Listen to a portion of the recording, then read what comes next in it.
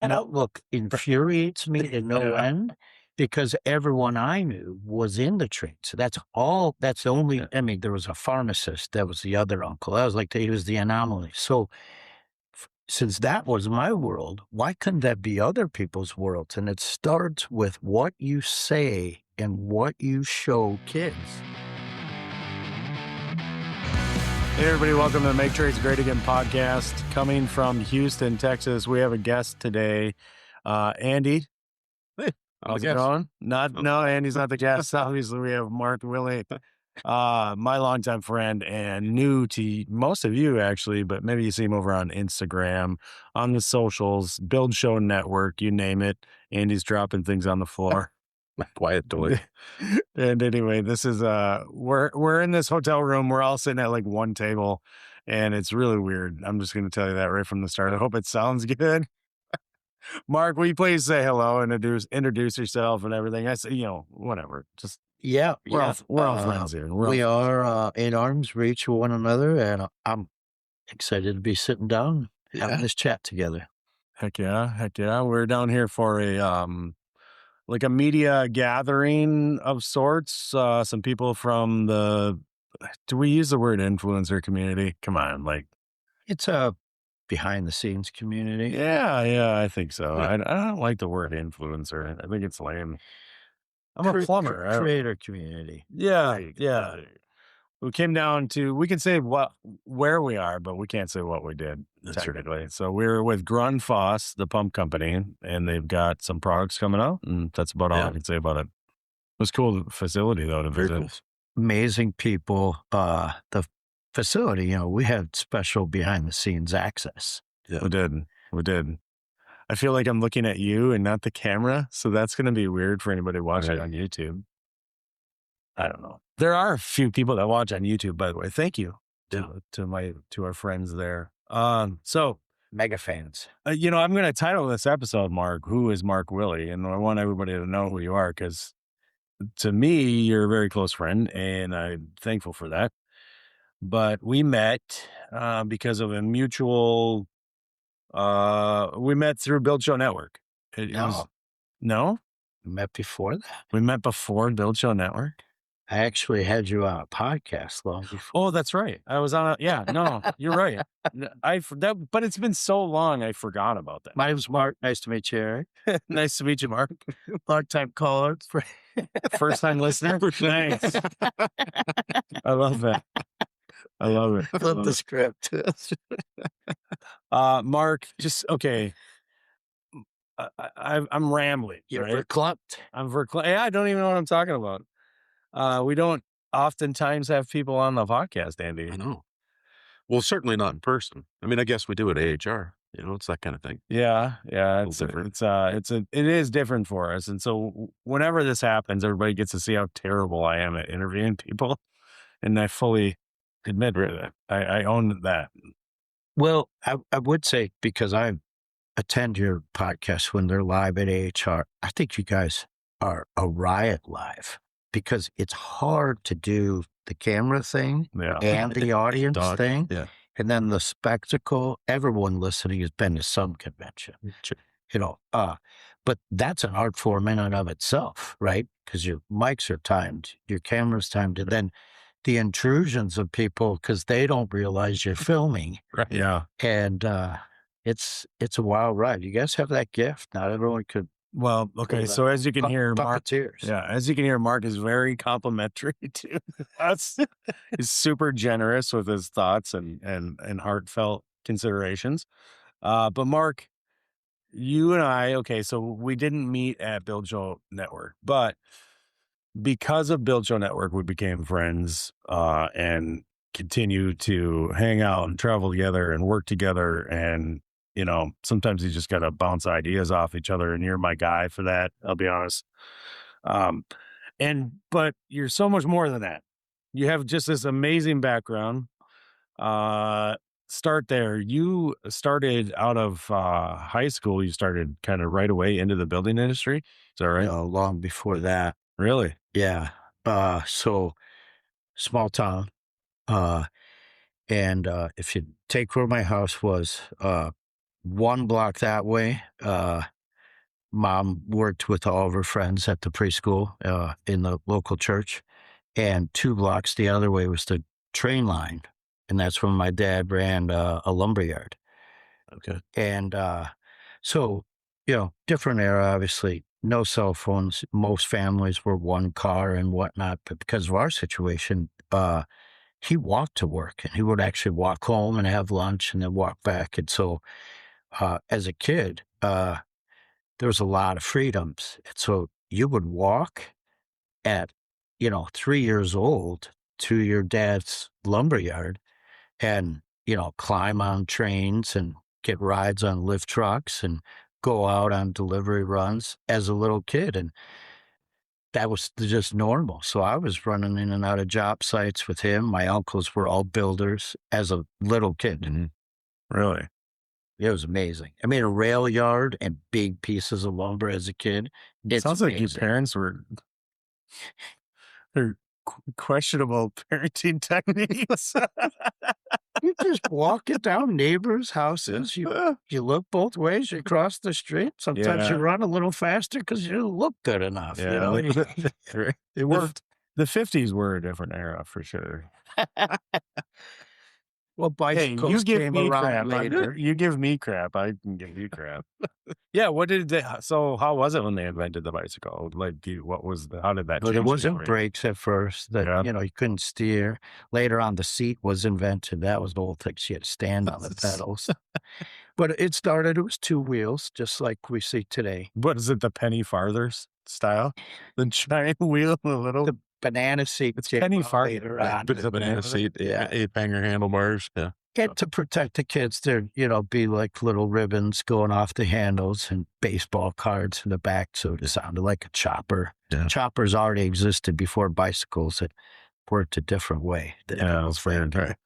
Yeah. The history books. The books we had in school growing up, they teach you the history they want you to know. Yeah. Yeah. Like, obviously, choppers existed before choppers. Yeah. Maybe the word chopper did, but Harley Moss and them, to the chop. I don't know why we just went off for 5 minutes on that. So Mark, at 3 years old, he started in the building industry. For sure. Basically, that sounds believable. I'm telling you, going on delivery drops as a kid to climb up those trucks and all that was a hoot. And I'm sure we wore safety belts because delivery trucks always had safety belts. Yeah. High-vis onesie. High-vis onesie. Your Geranimals onesie. High-vis. Like everyone. You had cut-off jean shorts and, a T-shirt. This podcast is off the rails already. This is the weirdest episode we've ever done. We're just leaving it. We're not... Lane, leave it all in. Leave it all. just no, it's weird because we're all in the same room. So it's just we're trying to get through that. But Mark, moving on from your extremely young age of entering the carpentry business. So you were fully remodeling by like junior high, right? Like you're running crews. Let's not go down that road. It's not true. It didn't happen that cruise. I was, a glorified laborer always. Yeah. You had to work your way into that. But you've been in. The point is you've been in and around construction one way or another because of your family. Yeah. First, and then as an adult, when you did leave high school, college, you did some things. You lived in Mexico for a little while there. 2.5 years. Yeah, and then the cartel kicked you out, I think is what I understood. Yeah, the Zapatistas, they were a wild ride. So you flew it. Who is Mark Wille, though? And we found out last night, or Andy did, I guess I've done this, is that you're fluent in Spanish? Yeah, voy aprendiendo. See? He's still learning. That's what I just said. Okay. Well, it went right over my head. Randomly, because of that time, whatever. So the words in Spanish, how you read is how you can speak. So in English, what you read sometimes doesn't come out that way, or words are pronounced different. In Spanish, it isn't that way. So the second you can read it, you could say it. When you could say it, you could write it. So because of that, that worked in the ingrainment of me.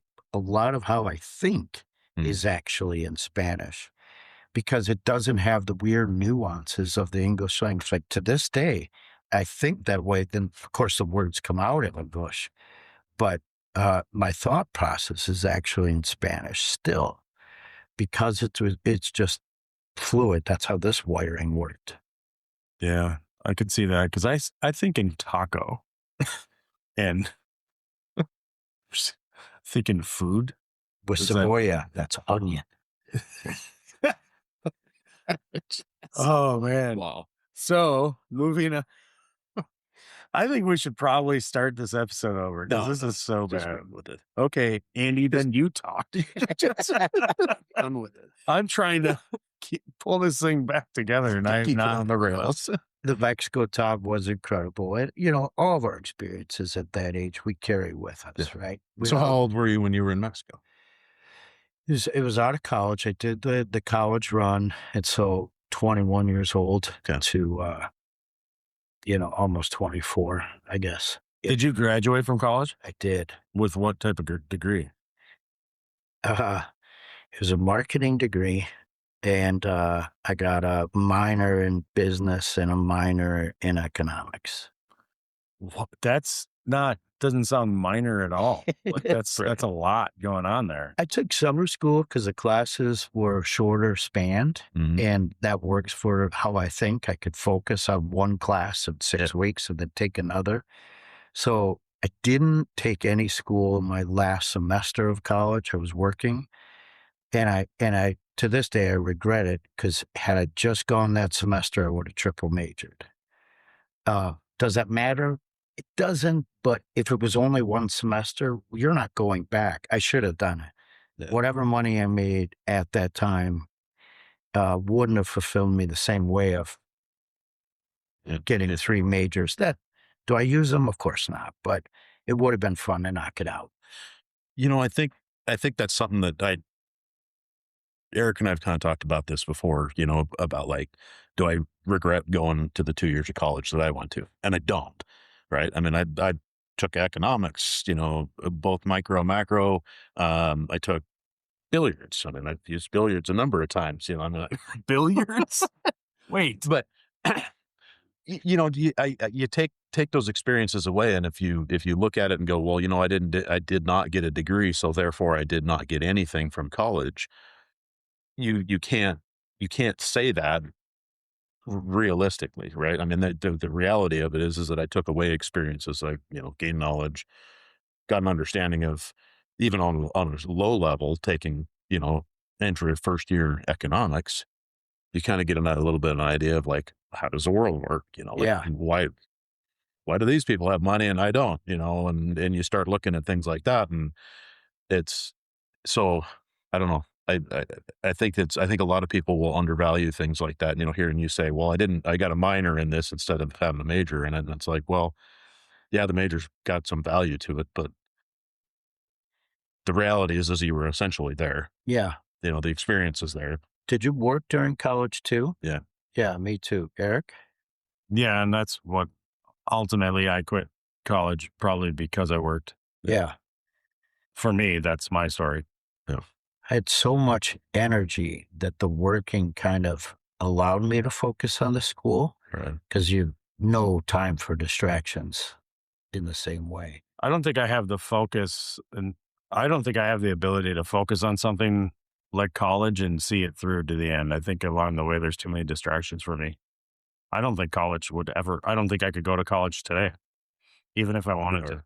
I've thought about it. Really have. I thought, like, what if I got the type of training and schooling to do like HVAC design for residential buildings? Because that's a lucrative business and it's interesting. But then I think the reality and my response to those like internal thoughts in my head are, be realistic. Do you think you could actually pull it off? Because I don't know that I have the ability to graduate with a degree. It's funny that avenue you just went down with that, from like being like a designer and modeling for HVAC education. I think of it too, because everyone I know that does it have incredible brains. And I don't think that it's the schooling that takes them down that. I think that's coming out of them to be able to deliver it.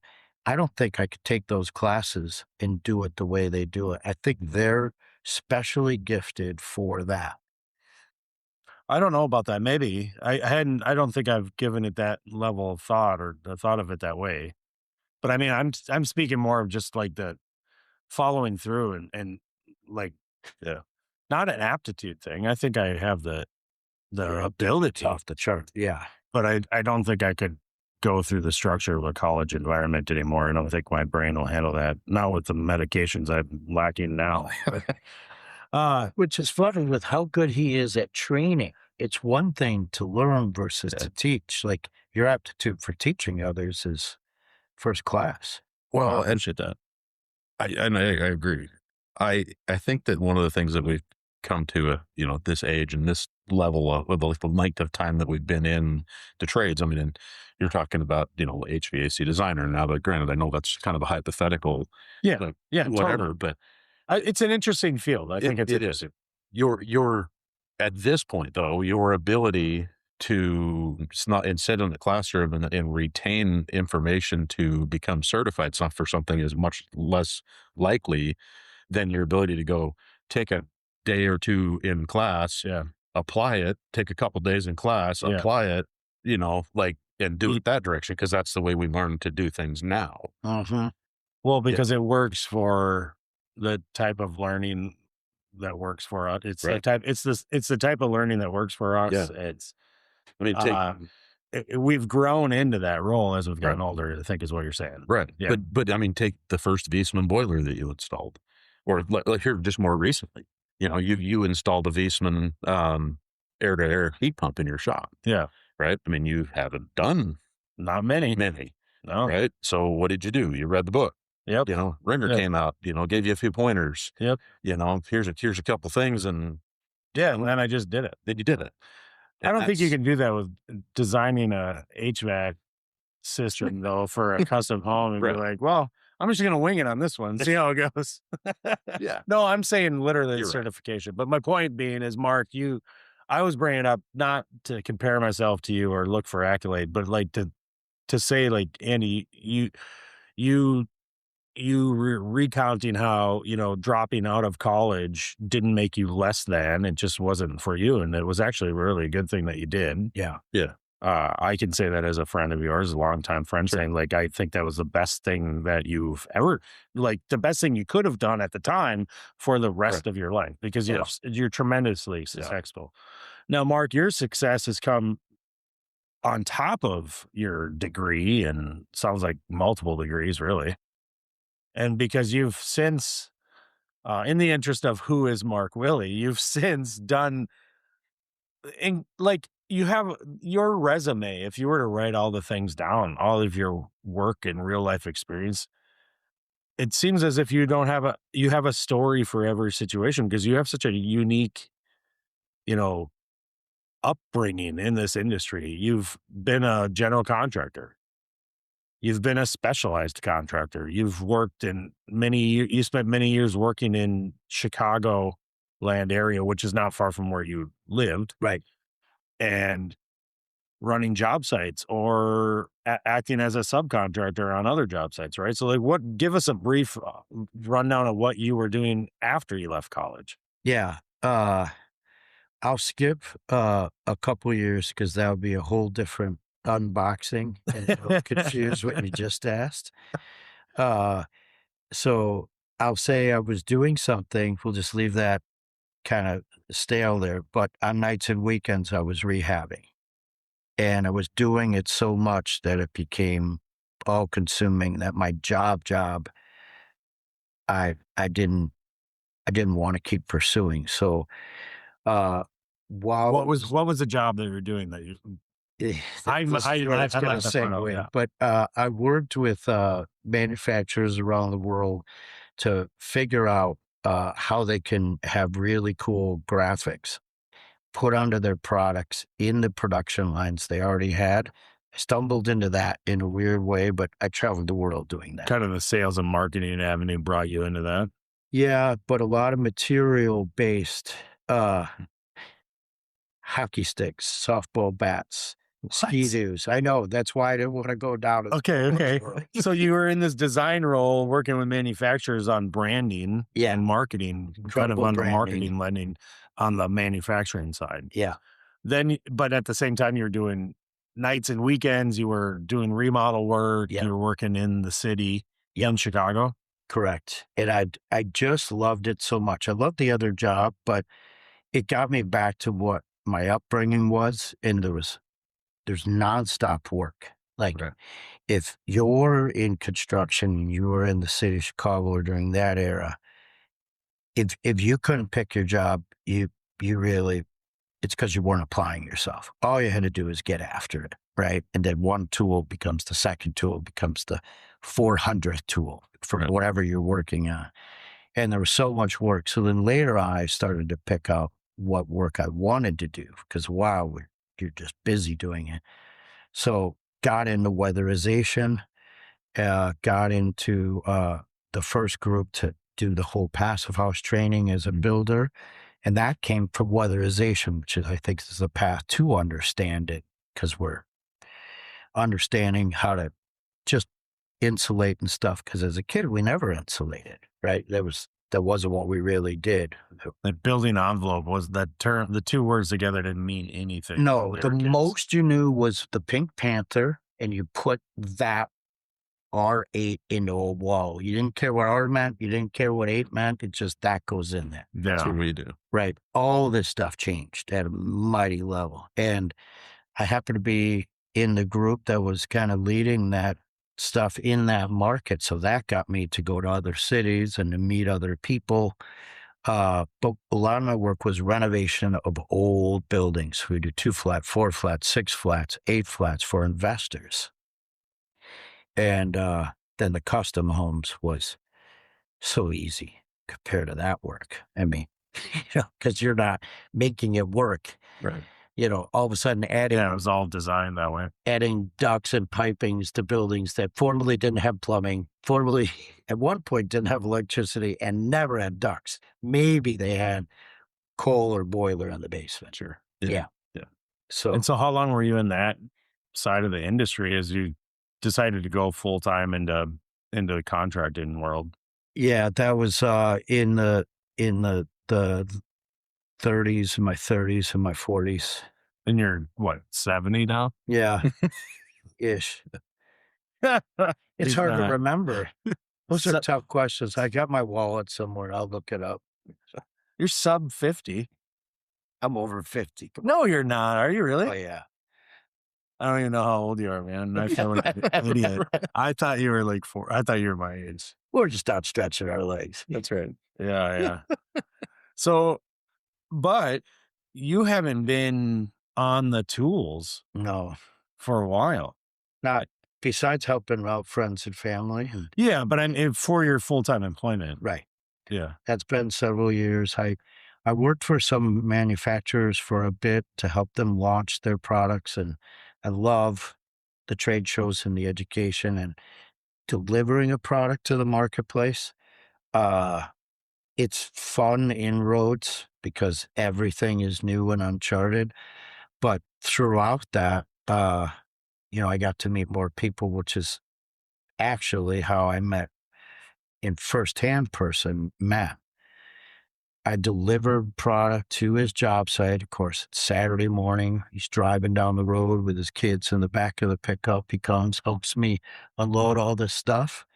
Took me back to the offices where you guys all been. We had chicken sandwiches. Well, you're talking about Matt Reisinger. Yeah. Reisinger Build. That's and of course, the guy who started Build Show Network. Yeah.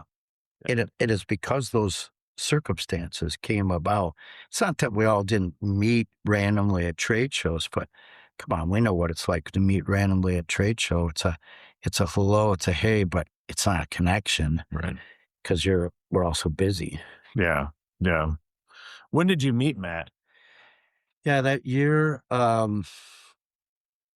would guess now it's 6 years ago. Okay. Yeah. So Build was fresh. but his reputation was still there from the whole YouTube and the IG thing. Yeah, because before Build Show Network, he was on YouTube for a number. I mean, he had built up a huge following. Right. That's how I knew Matt Reisinger. Yeah, was from YouTube. Definitely YouTube, because Instagram certainly was there, but it wasn't like the Instagram of today. Well, but he started as a YouTuber, so like everybody kind of, I have to have an Instagram channel now because it's popular, not because he had already been doing it. Which makes sense. I mean, that's just a matter of fact. It's not a judgment or anything. It's just how I see our friends who are first on YouTube now, also very successful on Instagram now, but kind of had to start over. So Matt, the Build Show on YouTube, you get involved as I guess the Build Show Network was kind of starting up a little bit, or hadn't it even existed yet? Yeah, it right out of the gate, he added Brent Hull, builder out of Dallas, Texas. He added Jake Bruton, builder out of Columbia, Missouri. Stephen Basic, architect out of Boston, and Wade Paquin, builder out of Rhode Island. They were the first, and then it was after that I joined the group. I'd already known Jake, and I'd already known Steve, but the company was in this massive evolving thing, and you came in, and Lydia came in, and another person. It's fun to see that growth cycle and evolution of. Yeah, it's cool. I mean, I think I had been doing the Build Show just for about a year, and you had come on full time. And actually, at that point, not just because we became friends quickly, but it made my life so much easier when it came to producing content for Build Show. Your involvement, though, is a huge, like your coming on to Build Show seems to be to their benefit tenfold because of your past experience and your contacts and your inner workings over the years with different people in the industry, right? Yeah, having construction knowledge helps because we're pumping out whatever that is, 2+ dozen videos a week. Like if a product comes in, I'm looking at it, we're eyeballing it to make sure that this isn't going to harness a bad reputation or it's a good product in the building industry, and or not. Right. Is the product the right fit for that end client? That's that helpful kind of edge, so you could bounce it off. And is it right to give an endorsement of? Right? Because if it's not ready, it's better to tell that company. Right. And we're not talking about products that are like, oh, this is this stud, right? No, I mean, they're more, I don't know if boutique is the word, but they're products that are science backed. They're niche products. They're not your general, hey, I'm going to run down to the hardware store and pick this up. In all cases, some cases they may be, but it's different taking building materials. It's a little bit of the spectrum, because I always have to dial back and realize that like different people on the network have different talents. Yeah. And I'm always enamored by the work that Lydia does. And that is pretty much off the shelf materials that could fly in. But the delivery of that, like my skills are needed to help that out, because she's a master. Right. But there's that diversity of the different ones. And it's fun. We get to learn about products first and develop, okay, maybe New England, we have that product being used, or Columbia, Missouri, or Kansas City, or something like that. Or even Minneapolis. The heat pumps. There you go. It's your kind of working behind the scenes. Most people aren't seeing the content that's on the network. They're not seeing your face in it, unfortunately, I think, because you do find yourself in videos of various forms, whether you're just teaming up with us, or I'm sure you've made a couple. Have you made any on your own? Not on my own. I guess I did one or two when I went to the field, and then Matt would do his opener, and because he's, I would say, gifted storyteller. And then you add to that, but I've done videos with him. I've done videos with Jake and Travis and Me. it's fun. Yeah. To vibe off you guys and deliver that nuggets of information. But it's your behind the scenes work, I think, that people are the audience is benefiting from because of all you said, all the contributions you're able to make with vetting products and people and job sites and projects and things like that. What is it that's then motivated you to do so much more than just that? Because now I see you're involved with different organizations and you're speaking to other people in the industry about the industry. Like give us a kind of rundown of what you've been doing lately on top of your build position, because you're employed by Build Productions. Yeah, I'm staff at Build Productions, but it comes long before that. All that time at Chicago when I did the weatherization and that, I hosted events. One I taught, there was a magical place. It's called the Chicago Center for Green Technology. And different folks of us, we taught every Tuesday and every Saturday for like 10 years. Oh, wow. And all of that was free in person. And you'd get 60 people in a class. Wow. And it was all free. It was all funded by the mayor and their administration. And then separately, the third Wednesday of every month, I would have speakers come in and people would donate the space, and we'd have anywhere from 40 to 120 people come in learning about the passive house and all those things. And we had great architects and contractors involved in it too, not just the product manufacturers. So I did all that then, and that allowed me to be involved with Passive House Accelerator, Offsite Dirt, these other institutions that I'm still allowed to work with today. They're niches. They're great niches. And then because of that, I get to go to conferences and share my outlooks and experiences accordingly, which is fun because I also get to meet with the partners of Build and do that double dipping of time. Right. That's awesome. Your time spent with the Chicago building groups and whatnot, is that, I mean, what are we talking, was that like mid 2000s, early 2000s? It was early 2000s, and it ended at COVID because all of those events couldn't happen. But that first range, the Tuesday through Saturday thing, it would take me a minute to figure out what year that collapsed. But that changing of mayors changes things in cities. As always, there's an impact to the community. And then the Passive House thing was 10, 12 years on a local level and some national events. Right. But COVID collapsed all that. Yeah. I look at that and I remember from as a kid, I didn't start at 3. My dad was a firefighter. I don't think Mark did either. No. There's photographs. He's a lot of things. Storyteller is one of them. But anyway, sorry. Go ahead. My dad was a firefighter. Worked 48-hour shift. They worked 2 days on, then they had 3 days off. So it was this rotating schedule. Yeah. Off days, he was a builder. Of course. And that's what he did. And the rehabbing of houses. I remember I was probably 10. Being on this job, we bought this house, or he had bought this house, in the same neighborhood that we lived in, and the nasty divorce had happened. I don't remember if it was the husband that was living there.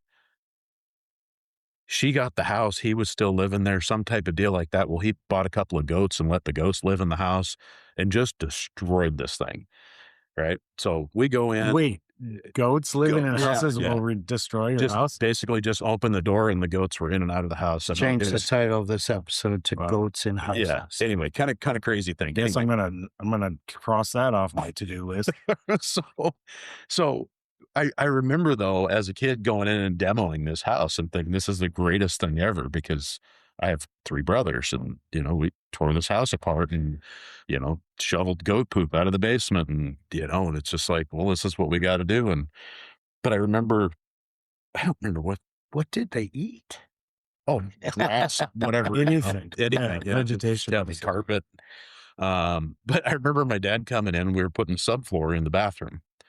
Piece of, I don't know, it was particle board or something at the time, probably. This would have been, Let's hope not, but yeah. like 90, 89 or 90, something like that. We were nailing down new subfloor, or it could even been underlayment. He's like, yeah, you don't want the nails to be, every 6 inches apart or something like that. I'm like, okay, great. So he hands me this box of little, whatever, 1.5 inch nails, and gonna pound all these nails in a 10 or whatever. Well, so I took it as, every 6 inches apart. Well, so I put them 6 inches apart on a grid.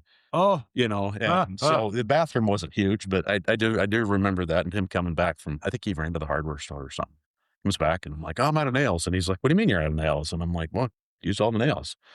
I need some more nails. And he's like, more than enough nails. that's hilarious. And so we the plywood looks like, the subfloor looks like Lego bricks. Exactly. So, but I think you're glossing over a couple of things I think are super impressive. So I'm going to bring them up. You're speaking with this organization. You've become part of it called Becoming Human Again. Oh yeah. This is a tract or series of education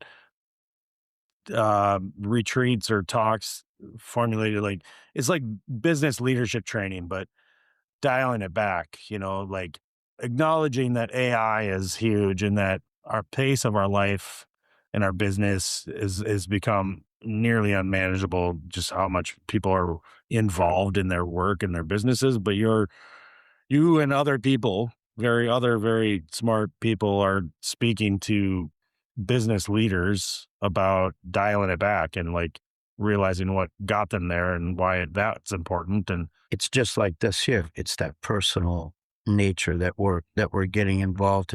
Yes, you can have these trainings and you could add this software and you could add, talk to chat and everything else.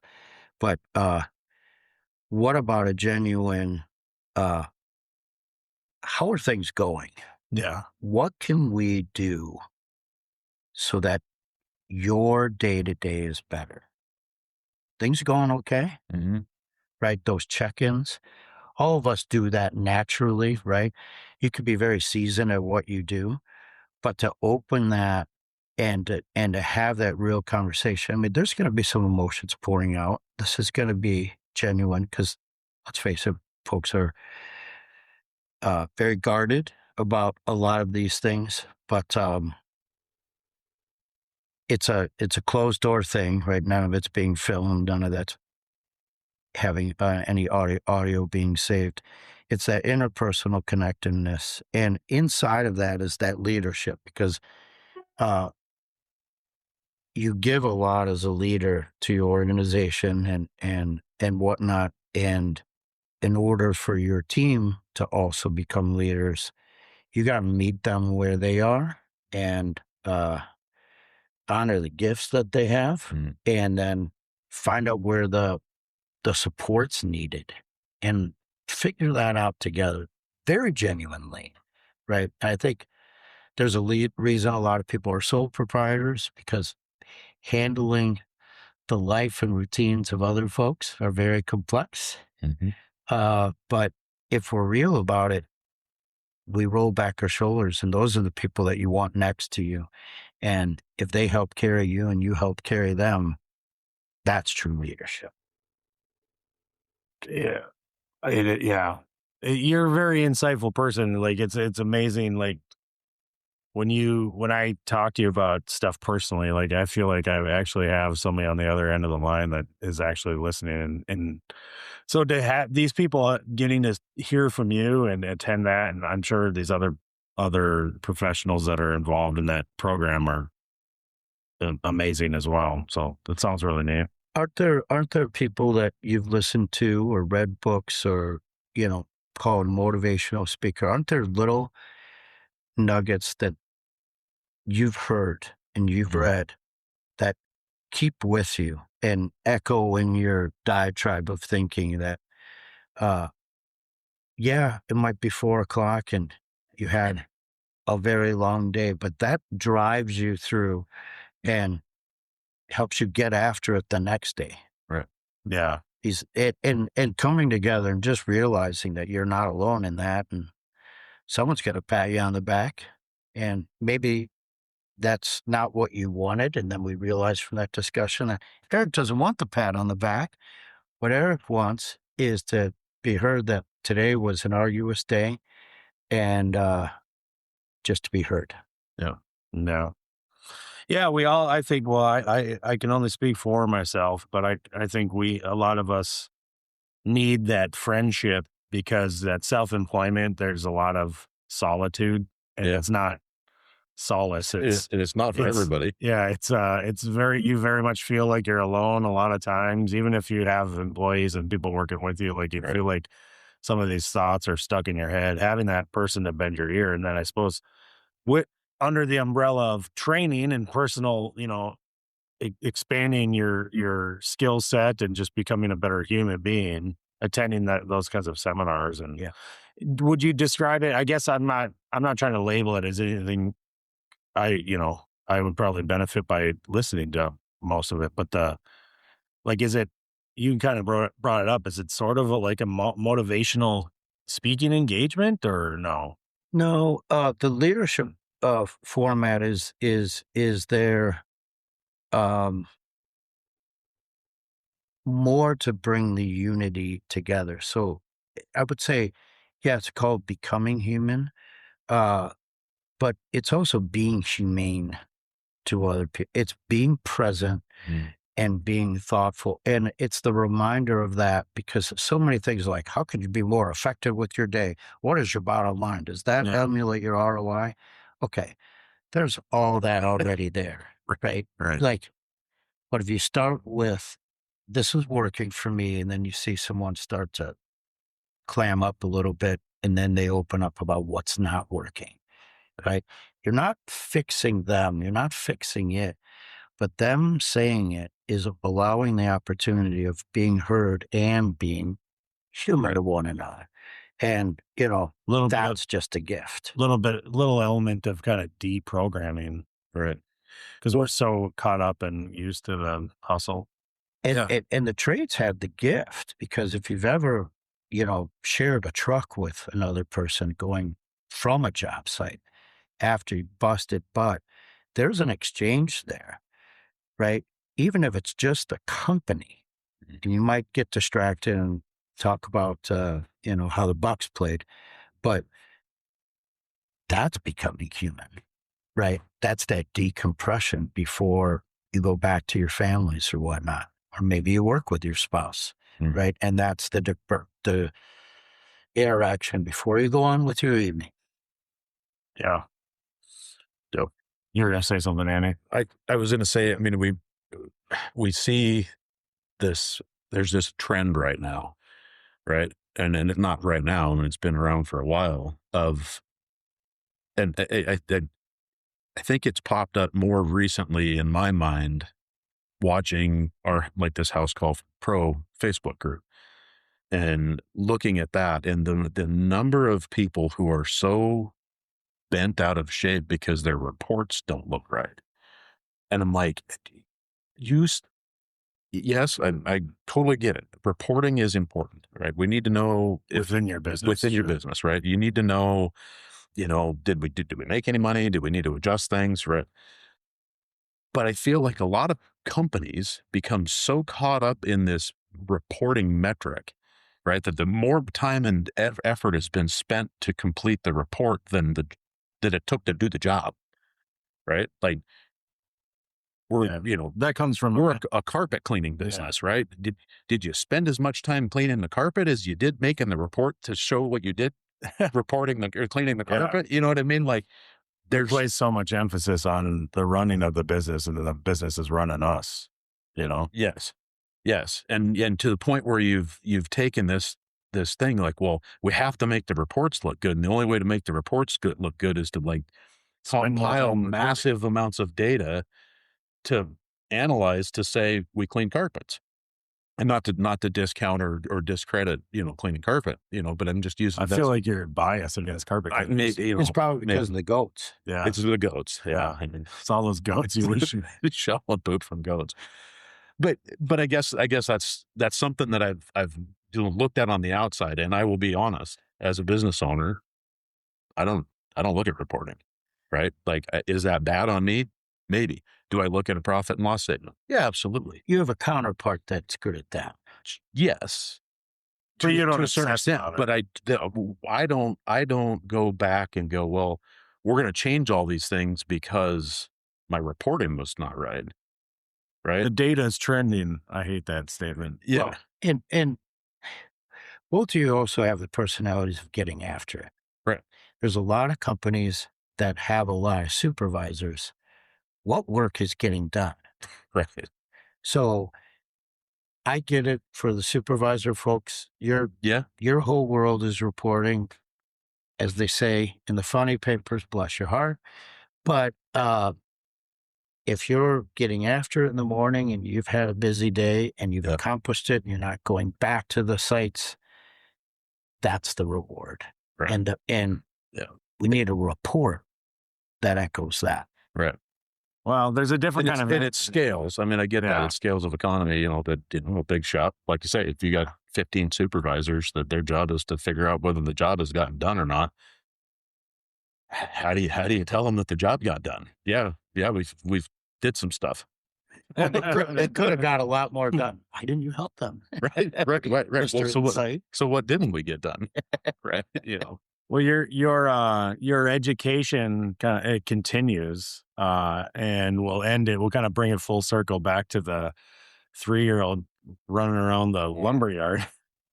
No, back to the youth side of things. You, as an old man, apparently, older than I thought, with all your experience and enthusiasm for the construction industry and just people, I think if people were to ask me who Mark Wille is, I'm gonna talk about so many things that aren't construction. I think you have incredible talents that allow you to connect with people in ways that I could only wish I could form those kinds of relationships that you're able to because of your interpersonal communication skills. But you're a genuine person and you are truly interested in getting in touch with people, and you're doing that. I'm getting to my point here. You're doing that in a different way with kids. And I'm not trying to say you're connecting with kids because that sounds weird. Right. But you're connecting. I am. No, but you're connecting kids to the construction industry. Yeah. And just the general concept of homes and what it means to build something. And it isn't about the science as much as it is about awareness and bringing kids into this whole industry in one way or another. And you do that because you're writing kids' books. Right. And that's such a unique thing because we've met a couple people that have done this. Yeah. And it blows my mind to think that, to take the amount of energy and time and thought and put it into something like this. Cause I don't think I could do it physically, but you're doing it and you're working on you've got one published already. Yeah. And you're working on many more. So let's talk about that for a minute. And to start it, I'll ask you guys a question back. When you were a kid and your aunt said, what are you going to be when you grow up? Your answer was? I know that I had the typical, I'm going to be an astronaut. I'm going to be a firefighter. My dad was a firefighter. And my uncle was a firefighter. That's the kind of thing. Right. And so astronaut, firefighter, big calls, race car drivers, another. Sure. Oh, I was for sure going to be a hockey player, and there's no doubt about it. Yeah. Yeah. Okay. Athlete in that. So, the one thing none of us decided to be was a contractor. Yeah. Or a builder or a tradesperson. And why? Because that was never shared as opportunities. Mm-hmm. That was, maybe try this. This person needs help. That didn't pan out for you, so try this. And that outlook infuriates me to no end because everyone I knew was in the trade. So that's the only. I mean, there was a pharmacist. That was the other uncle. That was he was the anomaly. So since that was my world, why couldn't that be other people's worlds? And it starts with what you say and what you show kids. Yeah. You want to show them different Netflix stuff? Well, great. How many careers are for influencers? Good luck with that.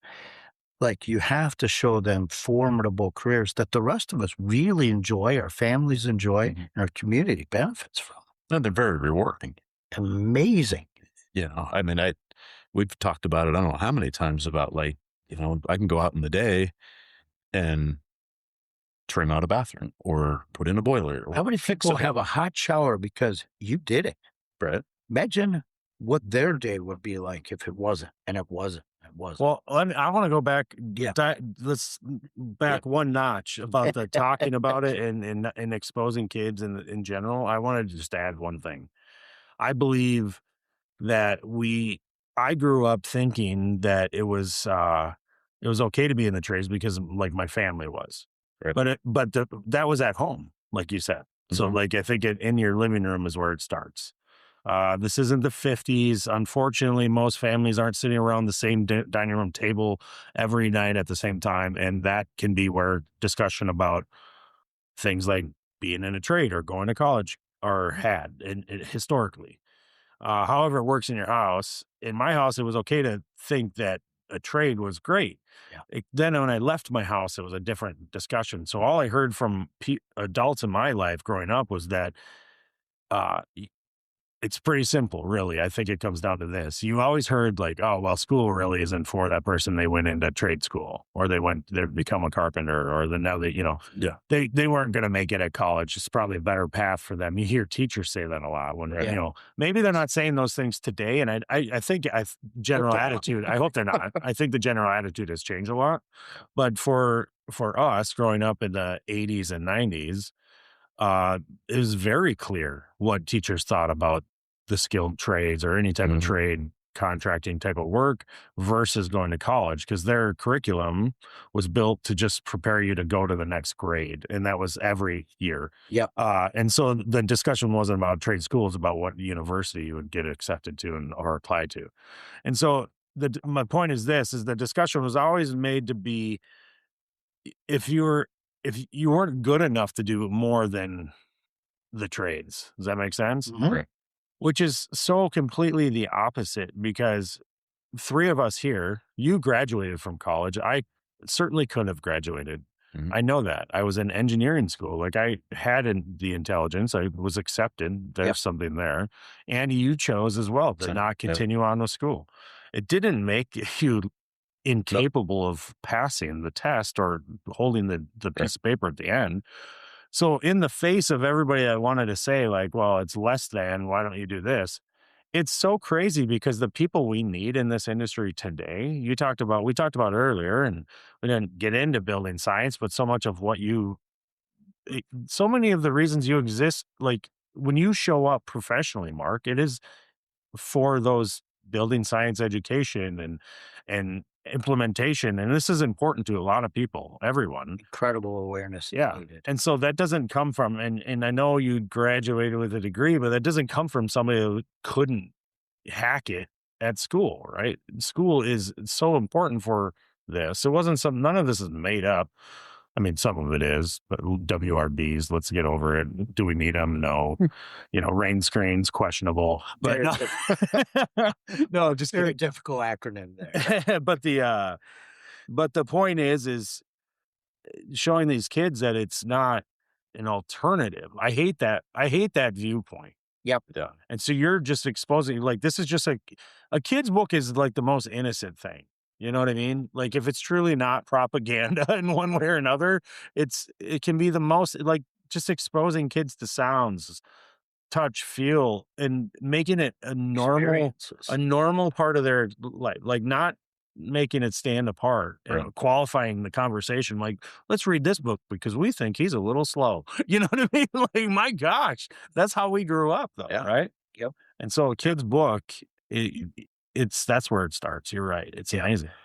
We had a conversation yesterday in our meeting here with a couple of different. One was a rep. One of them was one of the engineers at Grand Foster, and the conversation came back to, like, why do people feel like the trades are less. And I think one of the common things that I've found over the years is a lot of people start into the trades looking for a job, right?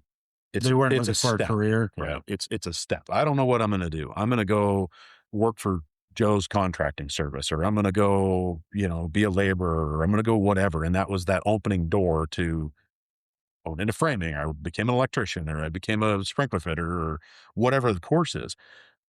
But it takes so many years of doing that before somebody's like, this is a career. Yeah. And if we revamp the mindset of, you're not going to go out and get a labor job, right? You're going to go out and become a career laborer. You're going to go out and be a career painter or drywaller or whatever. And if the individual takes that step to say, this isn't my job, this is what I do. Right. Right. Like, how do I become more involved in what I'm doing? Train myself, look for outside education. The people in the industry are strong. Oh yeah. Yeah, for sure. We have people that are prideful in the work that they do, and they're proud of it, and they should be, and they've accomplished so many things in their life. But and I guess where I go with it though is that, like, the 6 people that have shown success. I mean, nobody handed you in 30 years ago a book and said, okay, you're going to read this, and then when you're done with that, you're going to read this, and then when I'm going to teach you all this stuff. You took the opportunity to go, wow, there's all this really cool stuff that I don't know about. I'm going to go figure it out. Mm-hmm. I'm going to go read about it. I'm going to go find other people that are like crazy insane about this stuff. Right. I mean, like-minded souls. Yeah. I mean, the whole, you start thinking about the whole insulation and, building envelope sealing. And I got into it earlier. I started down this path, 20 minutes ago, in the story about the goat and everything. My dad built one of the first super good sense homes at that time. We had blown in insulation and, vapor barrier on the inside, and, all of these things that like came about, like, we did an R60 in the attic. Wow, that was insane. That was in 1989, right? Yeah, 1989. But Andy's dad, the pioneer. Right. But, but he looked at it and said, the insulation contractor's like, we only do R30. Well, what if you put twice as much insulation? Well, I guess we can. It just costs more. How much more? Well, it's like $700. Do it. My heating bill. Yeah. Blow in some more insulation. Let's, did an energy heal truss on the house, and it's like nobody did that. And it's interesting that we had a single solar panel on the roof, right? One like 3x8 solar panel, and it was piped into the basement. I think it was 3/4 of 1 inch poly. Bored. Right. Well, he had studied and looked at stuff and been building for 30 years, at the same time, just older generation of us at this point.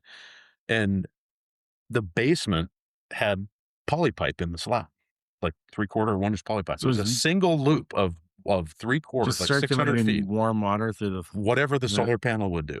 Not much. But it was enough. About 12,000 BTUs. Right.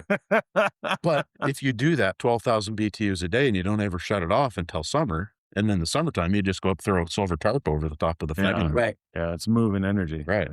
So how are you going to teach more kids to get interested and notice that what their dads are doing out there is actually going to make a difference in the world sometime? You're going to bring the conversation to them and to the people around them. Yeah. So each page of the book gives a blank right at the top of the page, and they answer it. They could write it in there. They could say it verbally. They could change it every time they do it. So at first, if the child's younger, it could be read to them. And then later on, what happens? The child reads it to the person, and they memorize it, and then they read it, right? And it evolves. Yeah, just like any other learning tool as a kid. It's checking all those boxes too. A lot of the book is formulaic to start you on a path, but then it's designed for it to become your own. Because if you don't initiate the action, what's the point? So this initiates the action of thought and kind of thinking and laying out what we do all the time. Without like detail of titles or anything. So the first book, give us a title, show it for the YouTubers. It's the You Can Too series. And then the title of the book is The ABCs of Construction Tech. It might be easier to see it this way, like a 2-cover book.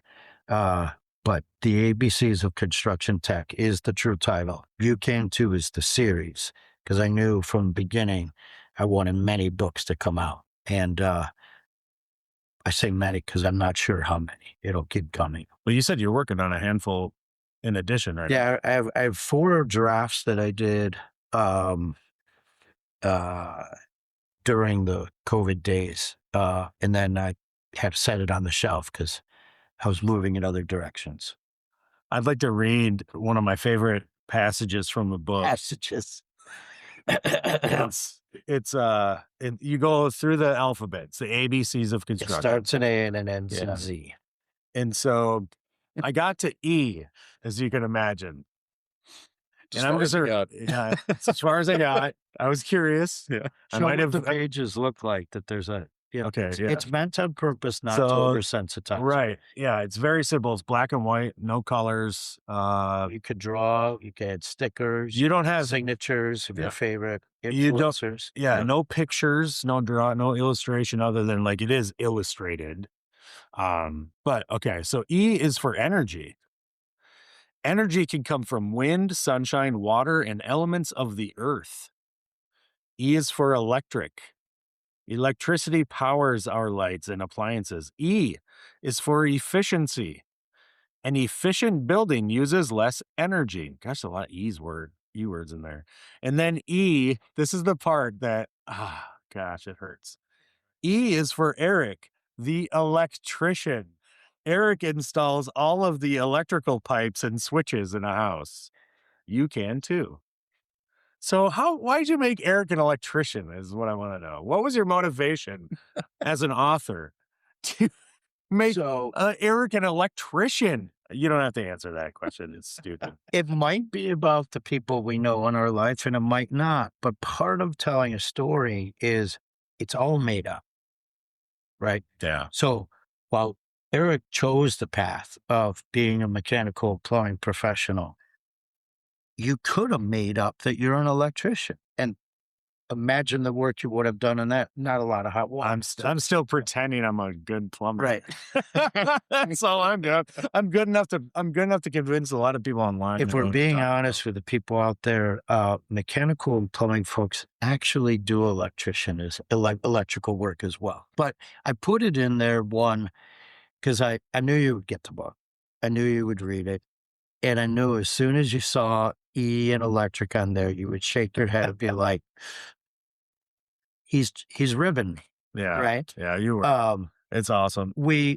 That's part of our industry. Yep. We rib people, but we also create. Yeah. So you created this field for yourself and this business for yourself. And the next time they read the story, that could change. And the child reading it could be saying a different name. Right. And they apply that to them, or they're seeing themselves as Eric, the electrician, as someone who's doing efficient housing, someone like your dad who pulled from the elements of the sun to bring it into the slab. You're creating that dialogue. That dialogue is in their head. And then when they're 12, and then when they're 15, and then when they're 18, they'll go back and tell the story of, one day I got this book, and that's when I knew I was going to be Eric the electrician. We will hear that story. That's awesome. That's awesome. Thank you for joining us, dude. Yeah. This is the longest episode we've recorded in a very long time. It might be the longest in total. But that's okay. I don't know if it'll be part 1 and part 2.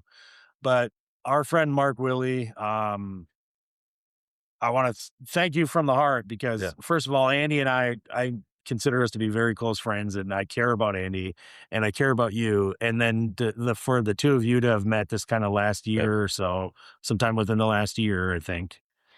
We met in person at AHR in Chicago. Yes. Okay. So over a year now, 2 years. But you've spent time together more recently. Really talks. You've spent time together and formed a friendship, and you've formed a bond. And it's so neat to witness you with my friend Andy, and like it's just a testament to how great a guy you are. Right. So everybody, real quick, because we're wrapping it up, we got to go. Where do we get the book, Mark? Okay, you're on it. You're on it. I was just say, don't go away from it. Where do we get the book? Yeah, where do you get it? It's on the Amazon. I'll send you a link and you can send it to your viewers. But if you simply type the ABCs of construction tech, that's trademarked. That's in there on purpose. It's in, my link in bio on Instagram, on my link in bio on LinkedIn, but Amazon is the only place to get it. I want to encourage everybody to go to Amazon and buy a couple copies and give them to people in your family. I mean, do it. It's it's a great book for young kids. What would you say cap age at 5 and under? So it in a way, it's designed for the reading level of 3 to 12. And the truth is, many of the terms and practices are advanced for today. Now, that's on purpose because the kids that are reading something today are going to have terms, uses, and applications far beyond anything we've ever done. So we can't cap our vernacular of today by being simple to a child. We have to speak based on the advancements of today so that they use that as the stepping stone to go beyond. So your kids are going to get smarter just for reading this book. But while it is a children's book, anyone in the trades is going to read that and say, I never heard that before. And I've given it to passive house enthusiasts in the energy space, and they haven't heard all the terms before. And so it's a good team building exercise. You could put your Make Trades Great Again sticker right on the M page. You could put your Awney sticker on the A page and your Milwaukee Pack-Out sticker right next to it on the M page, right? And just make it your own. Don't worry about the age. It will meet you where you are. That's cool. So even Jake Bruton can read this book. Jake's in the book too. Everybody, I want you to check out Mark over on Instagram. Mark, tell him your Instagram, please. WILLE.build. WILLE.BUILD. Willie.build. All right, dude. Thank you, Andy. Thanks, Mark. Thanks, Eric. Bye.